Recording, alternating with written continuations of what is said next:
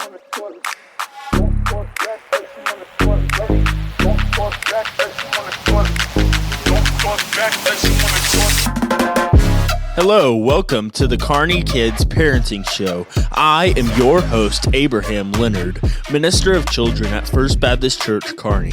I am so glad that you have joined us.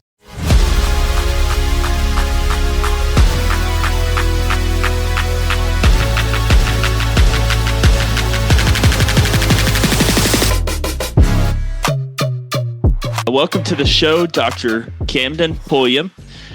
Could you tell us a little bit about your family, your ministry, and just how you're doing? Yeah. My name's Camden Pulliam. I serve as Senior Vice President of Institutional Relations at Midwestern Seminary in Kansas City, Missouri. I'm also one of the pastors at Northside Fellowship. We're a Southern Baptist church plant here in Kansas City, about 10 minutes from the seminary. And I teach at the seminary as well, so I'm a professor here. So I love my life, love the work that I get to do. I'm married to Mallory. We've been married 15 years. We have 3 kids, Hudson, Hallie, and Brooks. They are almost 11 years old now in a month, 11 years old, 8 years old, and 5 years old. So we are in a very fun stage before kids get to middle school, but after diapers. We have no diapers and none of the stuff that comes with middle school either. So it's a very fun stage with our kids. We love life with them. We have a brand new dog as of a couple months ago. I'm still deciding if I like that life, being a dog owner, but the kids love it. So if you ask me how life is going, I'm probably going to talk about the dog and how terrible the dog is. But the kids are great. Not sure about the dog yet. So anyway, I remember we're having a great summer. I remember either my mom or dad convincing the other one that we should get a dog so that it will eat all the crumbs off the ground. And then it didn't end up actually eating any of the crumbs. It was kind of, on edge about the crumbs. Does your dog kind of do a lot of the sweeping for you, at least? Yeah, she does more than sweeping. If we catch her in the wrong moment, she will be up on the table eating the hamburgers that we forgot to put away or something. So that's funny. That's part of my ire, my frustration with this dog is that she's causing more problems than she's fixing. That's funny. Well, to start off, do you have any good parenting memories? Maybe one or a couple of your favorite parenting memories? Yes. I have memories from my own parents, but I also have memories of my own kids and me being a parent. So if it's okay, I'd love to share. Yeah, share them both. Yeah. Yeah. First off, just parenting is such a wonderful journey, and it really is a wonderful invitation to know God more, to know his character more, because as parents, that's what we are. We are reflections of God the Father. In his triune essence, he is Father, Son, Spirit. So there is something deeply godlike even about parenthood. You are getting to enter into something that is quite mystical and quite wonderful. It's mysterious. So just as my introductory comments about parenthood, I would just say for any parents who would listen to this, what you're doing is very sober. What you're doing is extremely important, and what you're doing is quite godlike. To take care of another individual, it runs right into the heart of God.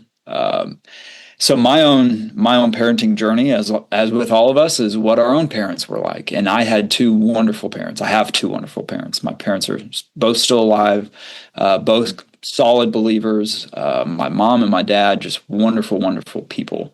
That's awesome. One of my favorite moments growing up, I was duck hunting with my dad.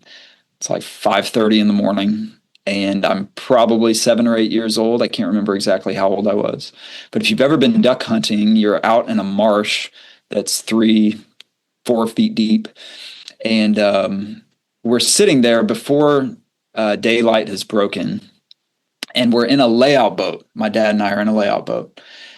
And a layout boat is where you literally lay down in the boat. And when ducks come, you rise up and shoot. Well, I am like laying more or less on top of my dad. We didn't have two boats. We had one boat, and I'm small enough that I can kind of fit in between his legs, his straddled legs, and I'm laying down. So if you know duck hunting, that means anytime a duck comes, my dad is raising that gun above my head and shooting it right above my head. That's essentially the situation we're talking about. But we're in this layout boat, and I hear this sound, this kind of shushing sound, like shh. And I say, Dad, do you hear that? I explain the sound to him, and he says, I don't hear it. Give it 30 seconds, and I say, Dad, there's a shushing sound. Shh. I was like, do you hear that? He said, I don't hear it. And then sure enough, 20 seconds later, it's like, that is a loud sound. And he's like, I hear that. And then all of a sudden we hit the floor of the marsh. Like our boat has been taking on water this whole time. The sound I was hearing was water coming into our boat. Oh, wow. We just hit the marsh. So it's like, 38 degrees. We are soaking wet. It's terrible. So my dad starts piling up all of our gear on top of me. I'm 8 years old, can barely get my head above water, and I've got all this gear. And I remember my dad taking this layout boat and raising it above his head with all this water just pouring down on him, getting all of the water out of this boat. Wow. And it is like a core memory of mine, watching my dad get all the gear, get all the gear out of the boat, holding it all, and then just watching him hoist this boat above his head. That's awesome. I don't know why it's a core memory of mine. I don't even know what symbolic meaning it has. But in that moment, I saw my dad get to work immediately in the midst of a crisis, not complain, be a man among men, do what has to be done. And then we just start hiking out of the marsh. We're going to go get dry. But never once did he complain. He had a happy heart. It's become a core memory. And I think that just making memories with your kids, doing stuff that's supposed to be fun that turns out to be a crisis, but you make fun out of it, that's part of parenting. Parenting is stepping up when it matters most and sharing fun memories with your kids. So that's a fun parenting memory I have. It's not my own parenthood. It's my dad's parenthood, but that's in many ways, it's a little microcosm of what I would hope to be as a dad, of someone who's taking his kids to do fun things, getting into some trouble, dealing with the trouble when it comes, and not complaining about it one bit. So I love that. It's a great memory of mine. When I think about my own memories, have you ever heard of a welcome to the NFL moment? Are you a football fan at all? I'm a football fan, but I don't know if I've ever heard of that. Okay, so NFL players have their welcome to the NFL moment. And it's the moment when they realize, oh boy, I'm not in college anymore. I'm in the NFL. I'm in the national. I get what you're saying. Yeah. Okay. Yeah. I like to think that there is a welcome to parenthood moment. Every parent has a welcome to parenthood moment. When you realize I'm not in college anymore. I am not a newlywed anymore. I am a parent. I had my own welcome to parenthood moment. My firstborn son, Hudson, was, I think, 2 weeks old, and my wife got sick with mastitis. So she was in the bed, like, just felt terrible, had to sleep, felt terrible. Well, my 2-week-old son wakes up and he is crying. He's losing his mind. He wants to eat. He's clearly hungry. And so I decide, you know what? I'm not going to wake up my sick wife. I know she's supposed to nurse him, but I'm not going to wake up my sick wife. She needs sleep. I'm going to take care of this problem on my own. So I rush to action and I make my son formula for the first time. We've never fed him formula before. I make him formula. And any mom out there is pulling her hair out right now. I did not know this at the time, but this is a huge no-no. You don't just shove formula down a kid's throat when they're not used to it. So I didn't realize I was running afoul of some taboo rule, but I was. So I fixed the problem. I feed my kid a bottle of formula, and he is still chugging it down. So I make another bottle of formula. I feed him. Well, just then we get a notification. I get a notification from Walgreens saying that my wife's prescription medication for her mastitis is ready. So I think, okay, you know what? I'm not going to wake her up. I'm not going to leave her with the baby. I'm going to take the baby. And on the way to Walgreens, I get to Walgreens and I look in the rearview mirror and my son is like just throwing up all of the formula that I just fed him. And I'm 2 weeks into parenthood. So I'm like, what in the world? I actually brought a change of clothes in the Walgreens parking lot. I'm sitting there in the car. I'm changing him. It's just disgusting. I change him his clothes. I go into Walgreens. We're getting the medication. And while we're in line at the pharmacy, he just throws up more formula. So now we have run through the second pair of clothes and there's nothing to do. There's no cleaning it up. There's nothing to do.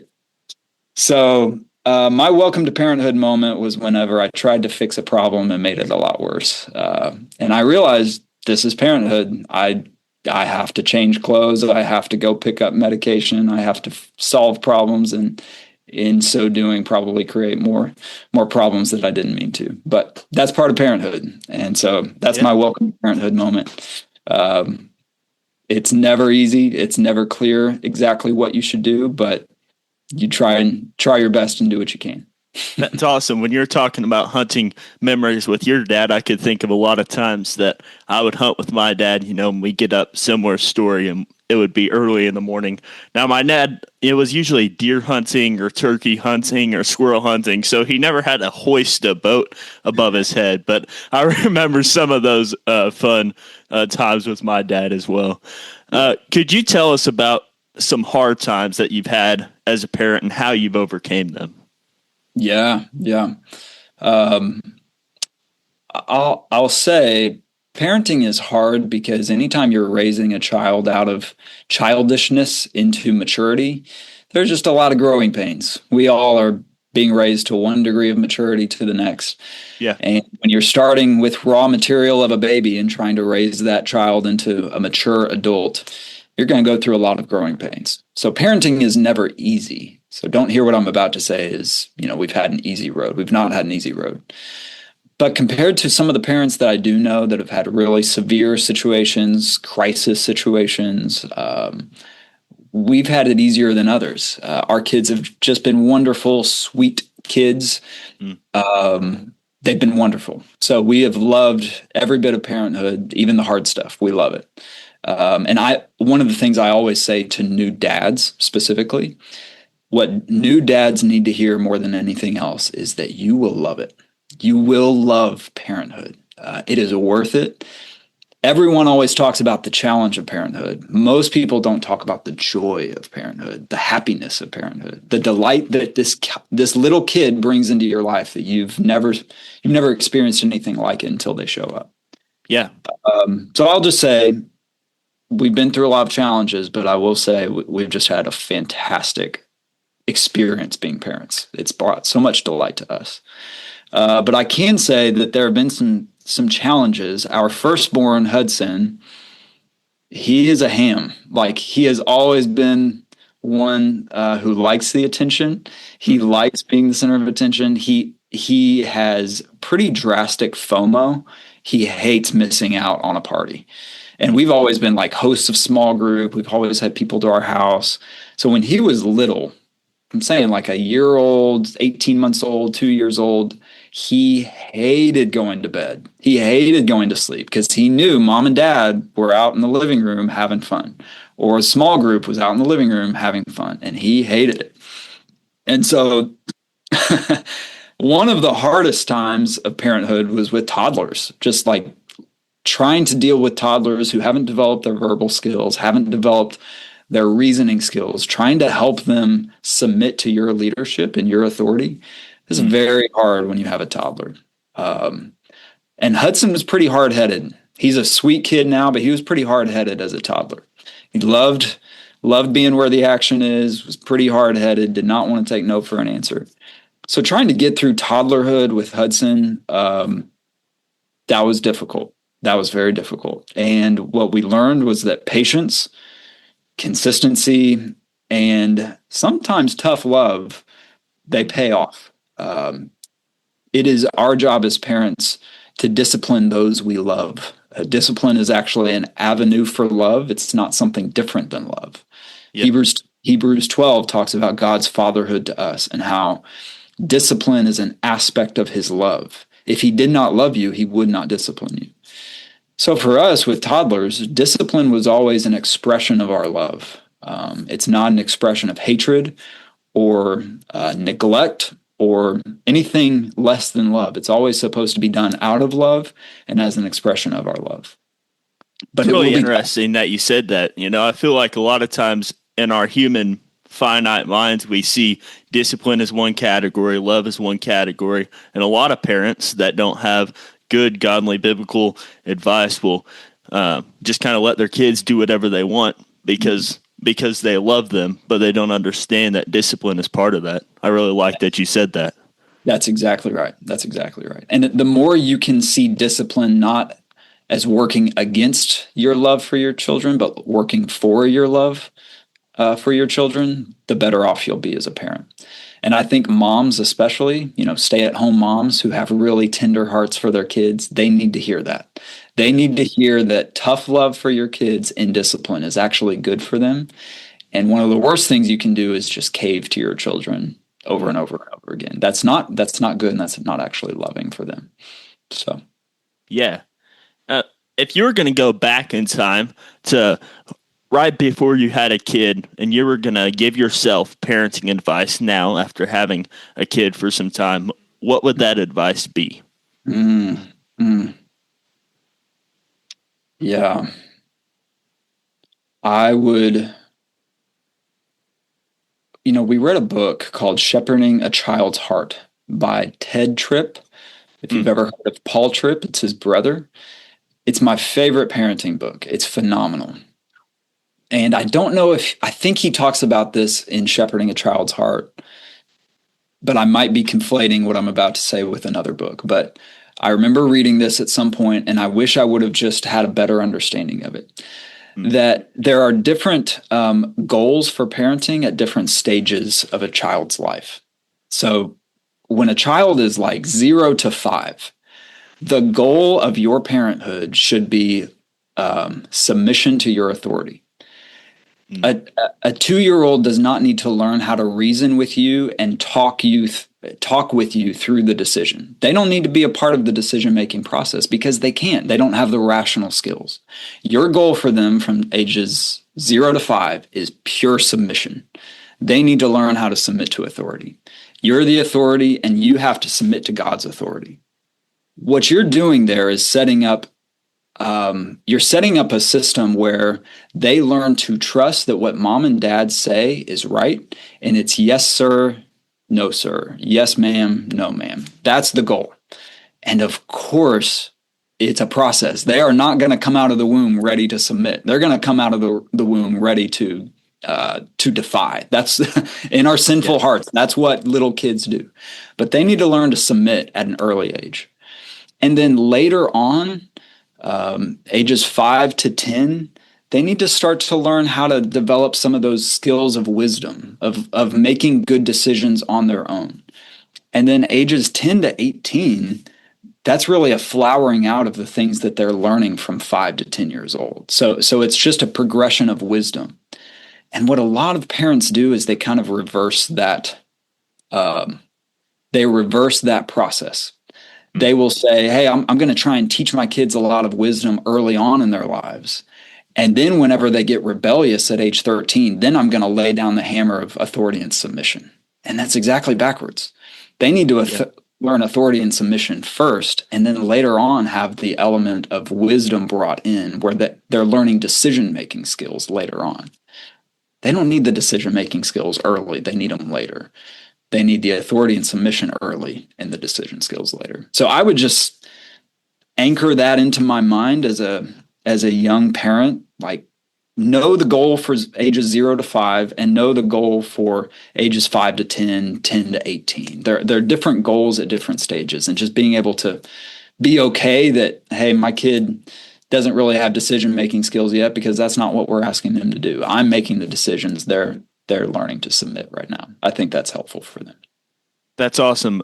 My dad was telling me about that book, Shepherding a Child's Heart, as well. and he said that he really benefited from that process as well as he was trying to be a parent. So that's really neat that you mentioned that. Yeah. To end, as we kind of draw this to a close, do you have one or a couple funny parenting stories, maybe your favorites? Because I hear that there's a lot of funny parenting stories every time I ask that question. Oh, we've got way more funny parenting stories than we could share here. But do you have one or a couple of your favorite?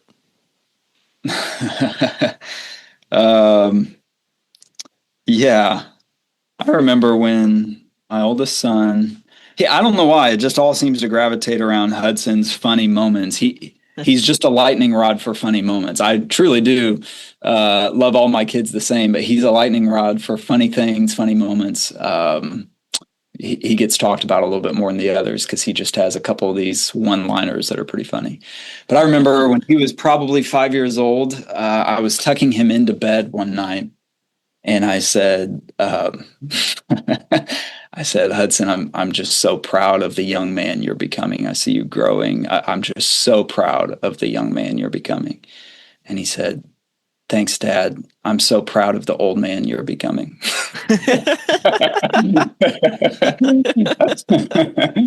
That will always stick with me. He's so proud of the old man that I'm becoming. And he meant it so sincerely. He was not trying to be funny at all. He was just trying to reciprocate a compliment, and he did it. He did it spot on. So That's funny. I could have stole that, at times when people have told me that. I'm still, not as much anymore do people tell me that. But if I hear it again, I'm definitely going to use that. That's right. I'll quote Hudson Pulliam said, I'm so proud of the old man you're becoming. That's funny. Yeah. We have all kinds of funny videos. Most of our funny moments from our kids are caught on video. That's one of the great things about being a parent during the technology age is we can capture so many of these moments on camera. So we have a lot of those funny videos. That's awesome. I always like watching AFV for those funny videos, and sometimes you get like the kid that says, something ridiculous, and it's just makes me laugh. That's right. Well, on behalf of all the listeners and myself, I want to thank you for being able to be on the show today. Thank you so much. It's an honor, and I'm so grateful for what you're doing and for what FBC Kearney is doing. It's a great church. Thank you for joining me. I hope this was an encouragement to you. Please follow the show, leave a review, and share it with the people around you.